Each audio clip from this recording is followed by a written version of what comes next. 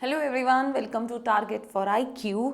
तो आज इस वीडियो में हम देखेंगे कि क्या है SC/ST एक्ट के अंदर क्या प्रोविज़न है कि अगर कोई पर्सन किसी को SC/ST के नाम से या फिर उसको अपनी इस कैटेगरी के बेसिस पे कोई गाली गलौज कर देता है या कुछ अपशब्दों का मीन्स कोई गंदे वर्ड्स का यूज़ करता है, तो ऐसे केस में क्या होगा, वो पर्सन पनिशेबल होगा, कब होगा, और वो जो पर्सन जब ये वाली बातें कही जाती हैं तब वो कहाँ पर है, मीन्स वो कौन सी चार दीवारी में है या पब्लिक व्यू में है, पब्लिक प्लेस पे है।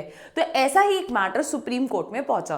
तो क्या क्या हुआ यहाँ पे, कास्ट बेस्ड अब्यूज, अगर किसी पर्सन को कास्ट बेस्ड अब्यूज किया गया with in chamber of government officer, जब वहां पर कोई भी प्रेजेंट नहीं था, तो वो सुप्रीम कोर्ट ने कहा वो SC/ST एक्ट के अंदर ऑफेंस नहीं माना जाएगा SC/ST एक्ट के अकॉर्डिंग। तो इस केस में क्या हुआ, देखो ये केस क्या है, 2 सितंबर का केस है, 2 सितंबर 2021 का। यहाँ पे जो प्रोसिक्यूशन की स्टोरी है वो ये है कि जो अपीलेंट है वो जाता है, अप्रोच करता है रिस्पोंडेंट के पास, इंक्वायर करता है अपने केस के बारे में कि मुझे केस का स्टेटस जानना है ऑफ ए पिटीशन जो भी उसके फादर के नाम पे फाइल हुई थी, जो उनकी लैंड वगैरह सिचुएटेड थी। ठीक है, वो उसके सॉरी चैम्बर में जाता है। अब क्या होता है, जब वो चैम्बर में जाता है तो उनकी ना आपस में थोड़ा सा गाली गलौज होने लग जाती है। तो वो जो रेवेन्यू इंस्पेक्टर है वो ये बोलता है, जिसके चैम्बर में जाता है, कि इसने मुझे मेरे कास्ट के बेसिस पे कुछ बोला है।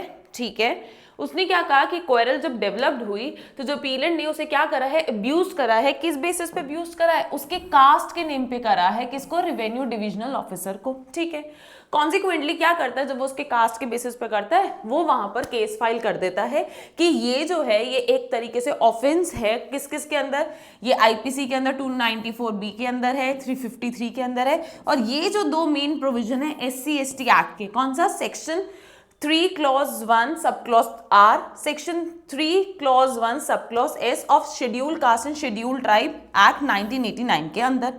अब इस एक्ट के अंदर है क्या, देखो पहले हम ये देखते हैं ये सेक्शंस क्या डील करते हैं। तो ये जो सेक्शन है वो ये कहता है सेक्शन कि who ever not be member, कि अगर कोई पर्सन जो मेंबर नहीं है SC/ST, ठीक है, पर वो इंटेंशनली इंसल्ट करता है या इंटिमिडेट करता है with intent to humiliate a member, पर वो तो खुद नहीं है, पर वो सामने वाला जो SC/ST है उसे इंटेंशनली इंसल्ट कर रहा है, ठीक है, ह्यूमिलेट कर रहा है in any place with in public view, ऐसी जगह जो पब्लिक व्यू की नजरों में आ रही है, ऐसे उसने क्या करा है, उसे ह्यूमिलेट करा है। ठीक है, और एस क्या कहता है कि या तो उसने अब्यूज करा है किसी पर्सन को, SC/ST को, बाय कास्ट नेम, कास्ट के नाम पे उसने किया है विद इन पब्लिक व्यू, जो पब्लिक व्यू के अंदर आ रहा है। तो यहां पर ये SC/ST एक्ट के दोनों प्रोविजन की बात हुई है। तो अब कोर्ट, अब जब ये बात पहुंची तो क्या आया कि ये जो सेक्शन है ये साफ साफ रिवील कर रहा है। देखो इस केस में ना मुद्दा ही यही उठा, ये पब्लिक व्यू के अंदर जो आ रहा है, तो ये मैटर पब्लिक व्यू में आएगा नहीं आएगा। तो यहाँ पर क्या रिवील कर रहा है कि अगर हमें कॉन्स्टिट्यूट करना है ऑफेंस को, अगर ये हमें इस सेक्शंस के अंदर डालना है, तो वहां पर इंटेंशनली इंसल्ट हो गई थी, इंटिमिडेट भी हो गया था, उस पर्सन को ह्यूमिलेट भी करा था, और वो था भी शेड्यूल का शेड्यूल ट्राइब, पर वो कौन से व्यू में होना चाहिए, विद इन पब्लिक व्यू होना चाहिए। मतलब R की भी कंडीशन है और S की भी ये कंडीशन है। तो जो टर्म है any place with in public view, यही जो मैटर है ये स्वर्ण सिंह केस में भी पहुंचा था, हितेश वर्मा में भी पहुंचा था।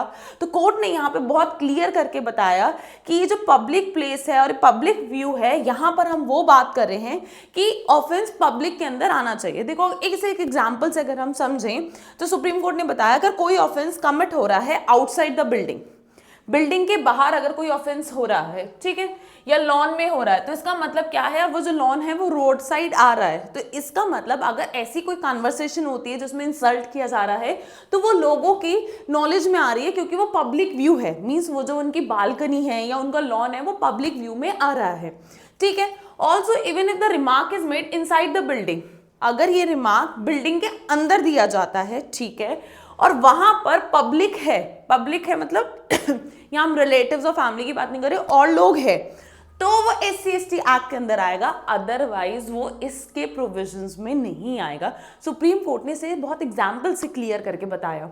तो ये क्लियर करा कि एज पर द FIR, अगर ठीक है हम मान लेते हैं कि गाली गलौज हुई होगी, उन्होंने किया है, एफआईआर में भी ये सब चीजें बताई है, पर ये जो हुआ है ये किस में हुआ है? With in the four corners of the chamber. ये जो हुआ है ये चार दीवारी में हुआ है, और जब ये मैटर हो चुका था तब उसके बाद और कलीग्स आए थे कि क्या हो गया, क्यों लड़ाई झगड़ा हो रहा है।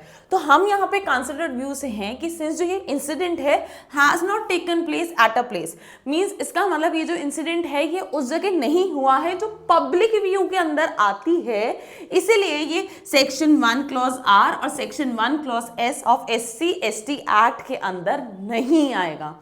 सुप्रीम कोर्ट ने कहा, ये 31 जनवरी को ही कहा कि यहाँ जो ये इंडिविजुअल ने डाला है कि मेरे को अब्यूज करा है कास्ट नेम से, मैं गवर्नमेंट ऑफिसर हूँ, तो ये वैलिड नहीं है। क्यों? क्योंकि जो भी उसने कन्वर्सेशन दी है वो पब्लिक व्यू के अंदर नहीं आ रही है। और बेंच ने कंप्राइज हुई, हमारे यहाँ पे बेंच थी BR गवई, AG मसई, इन्होंने ऑब्जर्व करा कि no prima facie case was made against the appellant. मतलब यहाँ पर साफ साफ दिख रहा है कि वो पब्लिक व्यू, पब्लिक प्लेस में नहीं आ रहा है, इसलिए यहाँ पर हम SC/ST एक्ट की उन प्रोविजंस के अकॉर्डिंग नहीं लेके चलेंगे और यहाँ पे वो पर्सन पनिशेबल नहीं होगा।